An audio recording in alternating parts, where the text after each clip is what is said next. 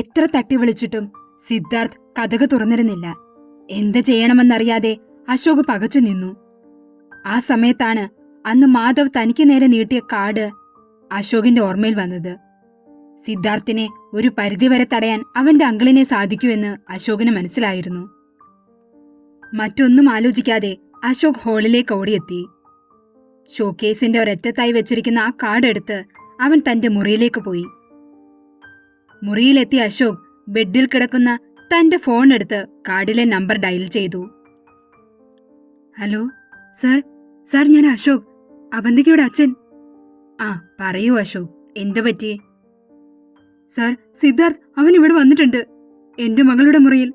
അവളെ ഞങ്ങൾക്ക് പേടിയാകുന്നു. എത്രയും പെട്ടെന്ന് എന്തെങ്കിലും ഒന്ന് ചെയ്യാമോ? താമസിക്കും തോറും അവൻ എന്റെ മകളെ. Sir please. അശോക് ടെൻഷൻ അടിക്കണ്ട, ഞാൻ അവനെ ഒന്ന് വിളിക്കട്ടെ. ശരി സർ. മാധവ് കോൾ കട്ടാക്കി. അവൻ മുംബൈയിൽ നിന്നും തിരിച്ചു വന്നു. അപ്പോ ഇന്ന് കണ്ടക്ട് ചെയ്തിരുന്ന മീറ്റിംഗ് അവൻ ക്യാൻസൽ ആക്കിയോ? എന്തിന്? അവൻ എന്തിനത് ചെയ്തു? അങ്ങനെ പല ചിന്തകളും മാധവിലുണ്ടായി. പിന്നെ ഒന്നും നോക്കാതെ സിദ്ധാർത്ഥിനെ തന്നെ വിളിക്കാൻ അയാൾ തീരുമാനിച്ചു. സിദ്ധാർത്ഥിന്റെ ചുണ്ടുകൾ അവന്തികയിൽ പതിയും മുൻപേ മാധവ് അവനെ വിളിച്ചു. സിദ്ധാർത്ഥ് അവളുടെ കയ്യിലെ പിടിവിട്ടിരുന്നില്ല. ഫോൺ എടുത്ത് നോക്കിയപ്പോൾ അങ്കിളാണെന്ന് അറിഞ്ഞതും അവൻ ഫോൺ എടുത്തു. സിദ്ധു, നീ എവിടെയാ? SP കമ്പനിയുമായി നടക്കാനിരുന്ന മീറ്റിംഗിൽ നീ പോയില്ലേ? അങ്കിൾ, മീറ്റിംഗ് ഞാൻ നാളത്തേക്ക് പോസ്റ്റ്പോൺ ചെയ്തിട്ടുണ്ട്. ഇപ്പോ ഞാൻ അതിലും വലിയ മീറ്റിംഗില്ല. സിദ്ധാർത്ഥ് പറയുന്നത് കേട്ട് അവന്തിക അലറി വിളിച്ചുകൊണ്ട് പറഞ്ഞു. അങ്കിൾ, ഞാൻ അവന്തിക, സിദ്ധാർത്ഥ് തന്നെ. ബാക്കി പറയുന്നതിന് മുന്നേ സിദ്ധാർത്ഥ് അവളുടെ കൈകളിൽ നിന്നും പിടിവിട്ടുകൊണ്ട് അവളുടെ വാ പൊത്തി അവനോട് ചേർത്ത് നിർത്തി. സിദ്ധു, നീയപ്പോ നാട്ടിലുണ്ടല്ലേ? കൊള്ളാം. വളരെ ഇമ്പോർട്ടന്റ് ആയിട്ടുള്ള മീറ്റിംഗ് മാറ്റിവെച്ചുകൊണ്ട് നീ ആ കുട്ടിയെ ഉപദ്രവിക്കാൻ വന്നിരിക്കുവാണല്ലേ? അങ്കിൾ, ഞാൻ മീറ്റിംഗ് നാളത്തേക്ക് പോസ്റ്റ്പോൺ ചെയ്തപ്പോൾ അവരെതിർത്തൊന്നും പറഞ്ഞില്ല. പിന്നെ അങ്കിളിനെന്താ? എനിക്കൊന്നുമില്ല. പക്ഷേ നീ ഏതു നേരവും പറയുമല്ലോ ബിസിനസ്സാണ് എന്റെ ജീവിതമെന്ന്. എന്നിട്ടിപ്പോ അതിലും വലുതായോ അവൾ നിനക്ക്? മാധവിന്റെ ചോദ്യത്തിൽ സിദ്ധാർത്ഥ് ഒന്ന് നടുങ്ങി. അവൻ അവന്തികയിൽ നിന്നും പിടിപെട്ടിരുന്നു. ആ സമയം കൊണ്ട് അവന്തിക അവനിൽ നിന്നും മാറി നിന്നു. എന്താ സിദ്ധു, നിനക്ക് മറുപടിയൊന്നും പറയാനില്ലേ? എന്തു പറയണമെന്നറിയാതെ സിദ്ധാർത്ഥ് തന്റെ മുന്നിലുള്ള കണ്ണാടിയിൽ നോക്കി നിന്നു. അവന്റെ ഉള്ളിൽ പല ചിന്തകളും തിളച്ചുമറിഞ്ഞു. അവൻ ഫോൺ കട്ടാക്കി. പിന്നീട് അവന്തികയെ രൂക്ഷമായി ഒന്ന് നോക്കിയതിനു ശേഷം അവൻ കതക് തുറന്ന് പുറത്തേക്ക് പോയി. കതക് തുറന്നതും സുജാത അകത്തേക്ക് കയറി. പേടിച്ചു നിൽക്കുന്ന അവന്തികയെ അവൾ തന്റെ മാറോട് ചേർത്തു വെച്ചു.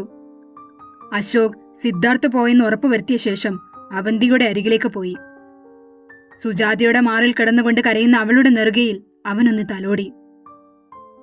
പിറ്റേന്ന് കോളേജിലെത്തിയ അവന്തിക ആദ്യം തിരക്കിയത് അഭിയായിരുന്നു. അവനോടൊന്ന് സംസാരിക്കാൻ അവൾക്ക് അതിയായ ആഗ്രഹമുണ്ടായിരുന്നു. പക്ഷേ അവനെ കാണാത്തതിൽ അവൾക്ക് വിഷമം തോന്നി. അവൾ നേരെ ക്ലാസ്സിലേക്ക് പോയി. ഇന്റർവെൽ സമയത്ത് അവൾ രേഷ്മയെ കൂട്ടി അഭിയുടെ ക്ലാസ്സിലേക്ക് പോയിരുന്നു. പക്ഷേ അവിടെ അഭിയെ കണ്ടിരുന്നില്ല. അപ്പോഴാണ് അവൾ ആതിരയെ ശ്രദ്ധിക്കുന്നത്. ആതിരയും വിദ്യയും പരസ്പരം എന്തോ പറഞ്ഞുകൊണ്ടിരിക്കുന്നു. രണ്ടുപേരുടെയും മുഖം വാടിയിരിക്കുന്നുമുണ്ട്. അവന്തികയും രേഷ്മയും അവരുടെ അടുത്തേക്ക് ചെന്നു. ചേച്ചി, ഇന്ന് അഭിയേട്ടൻ വന്നില്ലേ? അവന്തികയായിരുന്നു അത് ചോദിച്ചത്. ഇല്ല, അവര് മൂന്നുപേരും ഇന്ന് വന്നില്ല. കാര്യം എന്താണെന്നറിയാൻ വിളിച്ചപ്പോഴാ മനു പറഞ്ഞത് അഭിക്ക് ഒരു ചെറിയ ആക്സിഡന്റ് പറ്റിയെന്ന്. അഭിക്ക് ആക്സിഡന്റ് പറ്റിയെന്നറിഞ്ഞ നിമിഷം അവന്തികയുടെ ഉള്ളൊന്ന് പിടഞ്ഞിരുന്നു. ഈശ്വര, എന്നിട്ട് എന്തെങ്കിലും പറ്റിയോ ചേച്ചി? ആഞ്ഞടിക്കുന്ന ഹൃദയതാളത്തോടെ അവൾ ആതിരയോട് ചോദിച്ചു. ഇല്ല, പേടിക്കാനൊന്നുമില്ലെന്ന് അവൻ പറഞ്ഞത്. വൈകിട്ട് അവൻ ബൈക്കിലല്ലേ വീട്ടിലേക്ക് പോകുന്നത്. പോകും വഴി പെട്ടെന്ന് ഏതോ ഒരു കാർ നിയന്ത്രണം തെറ്റി അഭിയുടെ മുന്നിലേക്ക് വന്നു. അവൻ ഭാഗ്യത്തിന് വണ്ടി തെറ്റിച്ചു. നേരെ ചെന്ന് ഒരു മരത്തിലാണ് ഇടിച്ചത്. വണ്ടി അവന്റെ കാലിൽ വീണു. അതിന്റെ ഒരു ചെറിയ ചതവുണ്ട്. പിന്നെ വീണപ്പോൾ പറ്റിയ ചെറിയ മുറിവും. അത്രയുള്ളെന്നാ മനു പറഞ്ഞത്. അവർ അവന്റെ വീട്ടിലുണ്ട്. ഞങ്ങളും ഉച്ചയ്ക്ക് ക്ലാസ്സിൽ കയറുന്നില്ല. അവനെ കാണാനൊന്ന് പോകണം. അപ്പോഴേക്കും ആതിരയുടെ ക്ലാസ്സിലേക്ക് പഠിപ്പിക്കാനായി ഒരു സാർ കയറി വന്നു. അത് കണ്ടുകൊണ്ട് അവന്തികയും രേഷ്മയും അവരുടെ ക്ലാസ്സിലേക്ക് മടങ്ങി. ക്ലാസ്സിലിരുന്നപ്പോഴും അവന്തികയുടെ മനസ്സിൽ ആതിര പറഞ്ഞ കാര്യങ്ങളായിരുന്നു. അതിലുപരി അഭിക്ക് സാരമായ പരിക്കുകളേ ഉള്ളൂ എന്നറിഞ്ഞ ആശ്വാസവും അവൾക്കുണ്ടായിരുന്നു. ഇടയ്ക്കെപ്പോഴോ സിദ്ധാർത്ഥിന്റെ വാക്കുകൾ അവൾ ഓർത്തെടുത്തു. അവളുടെ ഉള്ളിൽ ഭീതി നിറഞ്ഞു. നിനക്ക് ഞാനൊരു സർപ്രൈസ് ഗിഫ്റ്റ് ഒരുക്കി വെച്ചിട്ടുണ്ട്. അധികം വൈകാതെ അതെന്താണെന്ന് നീ അറിയും. ആ വാക്കുകൾ പലതവണ അവളുടെ കാതുകളിൽ മുഴങ്ങുന്നത് പോലെ തോന്നി. തന്നെയും അഭിയെയും സ്റ്റേജിൽ വെച്ച് കണ്ടിരുന്ന കാര്യം സിദ്ധാർത്ഥ് പറയുമ്പോൾ അവന്റെ കണ്ണിലെ ജ്വാല അവൾ കണ്ടറിഞ്ഞതാണ്. അതെ, ഇത് സിദ്ധാർത്ഥ് മനഃപൂർവ്വം ചെയ്തതാണെന്ന് അവൾ ഉറപ്പിച്ചു. അവളത് രേഷ്മയോടും പങ്കുവെച്ചു. നീ പറഞ്ഞു വരുന്നത് ഇത് ചെയ്തത് ആ രാക്ഷസനാണെന്നാണോ? അതെ രേഷ്മ, അയാൾ തന്നെയാ. ഇന്നലെ ഞാൻ കണ്ടതാ. എനിക്കൊരു സർപ്രൈസ് ഗിഫ്റ്റ് ഒരുക്കി വെച്ചിട്ടുണ്ടെന്ന് പറയുമ്പോൾ അയാളുടെ ചിരിയിലെ ആനന്ദം. എനിക്കുറപ്പാ ഇത് സിദ്ധാർത്ഥ് തന്നെയാ ചെയ്തത്. ഭാഗ്യം കൊണ്ട് അഭിയേട്ടൻ രക്ഷപ്പെട്ടത്. എനിക്ക് അഭിയേട്ടനെ ഒന്ന് കാണണം. ഇപ്പോഴോ? രേഷ്മ അതിശയത്തോടെ ചോദിച്ചു. അല്ല, ആതിര ചേച്ചി പോകുമ്പോ നമുക്കും കൂടെ പോകാം. നീ എന്റെ കൂടെ വരുമോ? കൂടെയൊക്കെ വരാം, പക്ഷെ എനിക്കൊരു കാര്യം അറിയണം. അതെന്താണെന്ന ഭാവത്തിൽ അവന്റെ അവളെ നോക്കി. നിനക്ക് അഭിയേട്ടൻ ഇഷ്ടമല്ലേ? ഇന്നലെ സ്റ്റേജിൽ വെച്ചും പിന്നെ ഡാൻസ് കളിക്കുന്നതിനിടയിൽ വെച്ചും ഞാൻ നിങ്ങളെ ശ്രദ്ധിച്ചിരുന്നു. എന്നോടെങ്കിലും സത്യം പറയടി. അതിനു മറുപടിയായി നാണത്തോടെ അവൾ മുഖം താഴ്ത്തി. എനിക്കറിയില്ല. അത് ചുമ്മാ. എന്നോടല്ലേ, ഞാൻ ആരോടും പറയില്ല. പ്ലീസ് പറയടി. രേഷ്മ അവളുടെ താടിയിൽ പിടിച്ചു കുലുക്കി. നിനക്ക് എന്റെ കൂടെ വരാൻ പറ്റുമോ? അത് പറ. അവന്തിക കുറച്ച് ഗൗരവത്തോടെ ചോദിച്ചു. ഞാൻ വരാം. രേഷ്മ ദേഷ്യത്തോടെയും പരിഭവത്തോടെയും ഇരിക്കുന്നത് കണ്ട അവന്തികയ്ക്ക് ചിരി വന്നിരുന്നു. ഉച്ചയ്ക്ക് ആതിരയും വിദ്യയും പോകാനിറങ്ങിയ സമയത്ത് അവർ രണ്ടുപേരും അവിടേക്കെത്തി. ചേച്ചി, ഞങ്ങളും കൂടി വന്നോട്ടെ അഭിയേട്ടനെ കാണാൻ? അവന്തിക ചോദിച്ചതും ആതിരയും വിദ്യയും പരസ്പരം ഒന്ന് നോക്കി. ഒരു ചിരിയോടെ അവർ സമ്മതം മൂളുകയും ചെയ്തു. അവന്തിക ആതിരയുടെ സ്കൂട്ടിയുടെ പുറകിലും രേഷ്മ വിദ്യയുടെ സ്കൂട്ടിയുടെ പുറകിലുമായി കയറിപ്പോയിരുന്നു. കുറച്ചു നേരത്തെ യാത്രക്കൊടുവിൽ അവർ അഭിയുടെ വീട്ടിലെത്തി. Hi aunty. ആതിരയും വിദ്യയും ഹാളിലിരിക്കുന്ന അനുശ്രീയോട് പറഞ്ഞതും അനുശ്രീ അവരുടെ അടുത്തേക്കായി വന്നു. നിങ്ങളായിരുന്നു. എന്താ, ഉച്ച കഴിഞ്ഞ് ക്ലാസ്സിൽ കയറിയില്ലേ രണ്ടാളും? ഇല്ല, ഞങ്ങൾ രണ്ടുപേരും മാത്രമല്ല, വേറെ രണ്ടുപേരും കൂടിയുണ്ട്. വിദ്യ പറഞ്ഞതും അനുശ്രീ അവരുടെ പുറകിൽ നിൽക്കുന്നവരെ നോക്കി. രേഷ്മയെ മനസ്സിലായില്ലെങ്കിലും അവന്തികയുടെ ഫോട്ടോ അഭി കാണിച്ചിരുന്നതുകൊണ്ട് അനുശ്രീക്ക് അവളെ തിരിച്ചറിയാൻ കഴിഞ്ഞിരുന്നു. ഇത് അവന്തികയല്ലേ? അനുശ്രീ ഒരു ചിരിയോടെ അവളുടെ നെറുകയിലൂടൊന്ന് തലോടി. അവന്തികയ്ക്ക് അതൊരു ഷോക്കായിരുന്നു. തന്നെ എങ്ങനെ ഈ അമ്മയ്ക്ക് മനസ്സിലായി എന്ന ഭാവത്തിൽ നിൽക്കുകയാണ് അവന്തിക. പക്ഷേ രേഷ്മയ്ക്ക് ഈ കാര്യം അറിയാമായിരുന്നു. ആന്റി, ഇത് രേഷ്മ. ആതിര രേഷ്മയെയും അനുശ്രീക്ക് പരിചയപ്പെടുത്തി കൊടുത്തു. മോളായിരുന്നല്ലേ രേഷ്മ? അവൻ പറഞ്ഞിട്ടുണ്ട്. രേഷ്മയെ കണ്ടില്ലെങ്കിലും അവന്തികയുടെ കൂട്ടുകാരിയാണ് രേഷ്മയെന്നും അഭി അവരോട് പറഞ്ഞിരുന്നു. മക്കളെങ്കിൽ മുകളിലോട്ട് ചെല്ല്. അവിടെ അവന്റെ മുറി. അവിടെ മനുവും വൈശാഖും ഉണ്ട്. ഞാൻ നിങ്ങൾക്ക് കുടിക്കാൻ എന്തെങ്കിലും എടുക്കാം. അവരെ മുകളിലേക്ക് പറഞ്ഞയച്ച ശേഷം അനുശ്രീ അടുക്കളയിലേക്ക് പോയി. അവർ അഭിയുടെ മുറിയിലെത്തി. പച്ച ടീഷർട്ടും കറുപ്പ് ഷോർട്സും ധരിച്ച് അഭി കട്ടിലിൽ ചാരിയിരിക്കുകയാണ്. അവന്റെ കയ്യിലും നെറ്റിയിലും ചെറിയ മുറിവുകളുണ്ട്. അത് ബാൻഡേജ് കൊണ്ട് മൂടി വെച്ചിട്ടുമുണ്ട്. കാര്യമായി മറ്റു പ്രശ്നമില്ലെന്നറിഞ്ഞപ്പോൾ അവന്തികയ്ക്ക് ആശ്വാസമായി. Hello guys. വിദ്യയെ മാതിരിയും അവരെ വിളിച്ചുകൊണ്ട് അഭിയുടെ അടുത്തേക്ക് നടന്നു. അഭി മനുവും വൈശാഖുമായി സംസാരിക്കുമ്പോഴാണ് അവര് കയറി വന്നത്. ആതിരയെയും വിദ്യയും കണ്ടപ്പോൾ അവൻ അവരെ നോക്കിയെങ്കിലും പെട്ടെന്ന് അവന്റെ കണ്ണുകൾ മിഴിച്ചു നിന്നു. അവരുടെ കൂടെ അവന്തികയെ കണ്ടതും അവന് പറഞ്ഞറിയിക്കാൻ പറ്റാത്ത സന്തോഷം തോന്നി. അല്ല, ഇതാരൊക്കെയാ? അഭിയെ കാണാൻ വന്നതാണോ രണ്ടും? മനു അവന്തികയോടും രേഷ്മയോടുമായി ചോദിച്ചു. അതേ എന്ന രീതിയിൽ അവർ തലയാട്ടി. അഭി, നിനക്കിപ്പോ എങ്ങനെയുണ്ട്? ആതിരയാണ് ചോദിച്ചത്.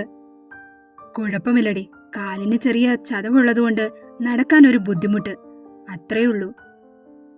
ഭാഗ്യം, ഇത്രയല്ലേ പറ്റിയുള്ളൂ. ബൈക്ക് കാലിൽ വീണെന്ന് പറഞ്ഞപ്പോ ഞാൻ കരുതി പൊട്ടലുണ്ടാകുമെന്ന്. പക്ഷേ ചെറിയ ചതവല്ലേ ഉള്ളൂ. വിദ്യ പറഞ്ഞത് ശരിവെച്ചുകൊണ്ട് എല്ലാവരും ദീർഘനിശ്വാസമെടുത്തു. എന്താടോ താനൊന്നും മിണ്ടാതെ നിൽക്കുന്നേ? ഒന്നും മിണ്ടാതെ അഭയെ നോക്കി നിൽക്കുന്ന അവന്തികയോട് അവൻ ചോദിച്ചു. അവൾ മെല്ലെ അഭയുടെ അടുത്ത് വന്നിരുന്നു. സോറി, ഞാൻ കാരണം അഭിയേട്ടന്. എടോ, ഒരു കാർ നിയന്ത്രണം വിട്ട് വന്നതാ, അതെങ്ങനെ താൻ കാരണമാകും? അഭിയേട്ടാ, അത് വെറുമൊരു ആക്സിഡന്റ് ആയി കാണണ്ട. അത് മനഃപൂർവ്വം ആ രാക്ഷസൻ ചെയ്തെന്നാ ഇവൾ പറയുന്നേ. രേഷ്മ പറഞ്ഞു തീർന്നതും എല്ലാവരും ഒന്ന് ഞെട്ടിയിരുന്നു. മനുവിനും വൈശാഖിനും ദേഷ്യം സഹിക്കാനായില്ല. അയാൾ അങ്ങനെ പറഞ്ഞു അവന്തിക. ഇന്നലെ അയാൾ എന്റെ വീട്ടിൽ വന്നിരുന്നു. അവന്തിക ഇന്നലെ നടന്ന സംഭവങ്ങൾ അവരോട് പറയാൻ തുടങ്ങി. അവൾ പറയുന്നതനുസരിച്ച് അഭി തന്റെ മുഷ്ടി ചുരുട്ടിപ്പിടിച്ചു. സിദ്ധാർത്ഥ് അവളോട് അപമര്യാദയെ പെരുമാറാൻ ശ്രമിച്ചതിൽ അവൻ അതിയായ ദേഷ്യം തോന്നി. അഭി, നിനക്കപ്പോ ബൈക്ക് വെട്ടിക്കാൻ തോന്നിയിരുന്നില്ലെങ്കിൽ ഭാഗ്യം കൊണ്ട രക്ഷപ്പെട്ടത്. ഒരു നെടുവീർപ്പോടെ ആതിര പറഞ്ഞു. അതാ ഞാൻ സോറി പറഞ്ഞത്. ഞാൻ കാരണമല്ലേ ഇതൊക്കെ. ഇനി എന്നെ സഹായിക്കാൻ നിൽക്കണ്ട. എന്തും ചെയ്യാൻ മടിയില്ലാത്തവനാ അയാൾ. ഇനിയും ഇതുപോലെ ആവർത്തിച്ചാൽ അയാൾ അഭിയേട്ടനെ. ബാക്കി പറയുന്നതിനു മുന്നേ അഭി അവളുടെ കൈ പൊതിഞ്ഞു പിടിച്ചു. അവൻ അവളുടെ ഒഴുകിയിറങ്ങിയ കണ്ണുനീരിനെ തുടച്ചു മാറ്റി. അപ്പോഴേക്കും അനുശ്രീ അവർക്ക് കുടിക്കാനായി കൂൾ ഡ്രിങ്ക്സുമായി അവിടേക്ക് എത്തിയിരുന്നു. അനുശ്രീയെ കണ്ടതും അവന്തിക കട്ടിലിൽ നിന്നും ചാടി എഴുന്നേറ്റ് രേഷ്മയോട് ചേർന്ന് നിന്നു. മക്കളെ, ഇത് കുടിക്ക്. അനുശ്രീ ഓരോരുത്തർക്കും കൂൾ ഡ്രിങ്ക്സ് എടുത്തു കൊടുത്തു. അവന്തിക പറഞ്ഞതൊന്നും അമ്മയോട് പറയരുത് എന്ന് അഭി മനുവിനോട് തന്റെ കൈകൊണ്ട് ആംഗ്യം കാണിച്ചു പറഞ്ഞു. അത് മനസ്സിലാക്കിയ മനു ശരിയെന്നു തലയാട്ടി. നിങ്ങൾ ഊണ് കഴിച്ചിട്ടാണോ ഇറങ്ങിയത്? ഇവരൊക്കെ കഴിച്ചു. നിങ്ങളിപ്പോ വന്നതല്ലേ ഉള്ളൂ, അതാ ചോദിച്ചത്. അനുശ്രീ അവരോടായി ചോദിച്ചു. അതേന്ന് അവർ തലയാട്ടി. ശരി, നിങ്ങൾ സംസാരിച്ചിരിക്കെ, ഞാൻ അങ്ങോട്ട് ചെല്ലട്ടെ. അതും പറഞ്ഞ് അനുശ്രീ താഴേക്ക് പോയിരുന്നു. എല്ലാവരും ടെൻഷനിൽ ഇരിക്കുവാണെന്ന് മനസ്സിലാക്കിയതും അവരെ ഒന്ന് തണുപ്പിക്കാൻ വൈശാഖ് അവന്റെ സ്ഥിരം കലാപരിപാടികൾ ആരംഭിക്കാനായി തുടങ്ങി. അല്ല രേഷ്മി, നീ ഞാനിവിടെ ഉണ്ടെന്ന് അറിഞ്ഞിട്ടാണോ വന്നേ? കുസൃതിയോടെ വൈശാഖ് ചോദിച്ചതും രേഷ്മ അവനെ തറപ്പിച്ചൊന്നു നോക്കി. അയ്യടാ, കാണാൻ പറ്റിയ മുതല്. എനിക്ക് വേറെ പണിയില്ലേ? അത് ചുമ്മാ, എനിക്കറിയാം നീ എന്നെ കാണാനാ വന്നതെന്ന്. എന്തിനാ രേഷ്മ ഇനി മറച്ചു വെക്കുന്നേ? അതങ്ങ് പറ. വൈശാഖ് നാണത്തോടെ അവളെ നോക്കി പറഞ്ഞു. എന്തു പറയാൻ? തനിക്ക് തലയ്ക്ക് എന്തെങ്കിലും ഓളം ഉണ്ടോ? കണ്ടേച്ചാലും മതി. രേഷ്മ പറഞ്ഞു തീർന്നതും എല്ലാവരും വൈശാഖിനെ നോക്കി കളിയാക്കി ചിരിച്ചു. അല്ലെങ്കിലും ഇവൻ എത്ര കിട്ടിയാലും പഠിക്കില്ല. പിന്നെയും പിന്നെയും പോയി ഇരുന്ന് വാങ്ങും. കഷ്ടം. വിദ്യയുടെ പരിഹാസം വൈശാഖിന് അത്ര രസിച്ചിരുന്നില്ല. നീ കൂടുതലൊന്നും പറയണ്ട. നിന്നെയൊക്കെ ആര് നോക്കാനാ? നിന്റെ വാ തുറന്ന ഒരൊറ്റ എണ്ണവും പിന്നെ ആ വഴിയെ വരത്തില്ല. അവളാ എന്നോട് പറയുന്നത്. ഒന്ന് പോടി. വൈശാഖും വിട്ടുകൊടുക്കാതെ വിദ്യയെ പരിഹസിച്ചു. വിദ്യയ്ക്ക് ദേഷ്യം വന്നിരുന്നു. ഡാഡാ, മതി. ഇല്ലെങ്കിൽ നീ എന്തു ചെയ്യും? രണ്ടുപേരും പരസ്പരം അടികൂടിക്കൊണ്ടിരുന്നു.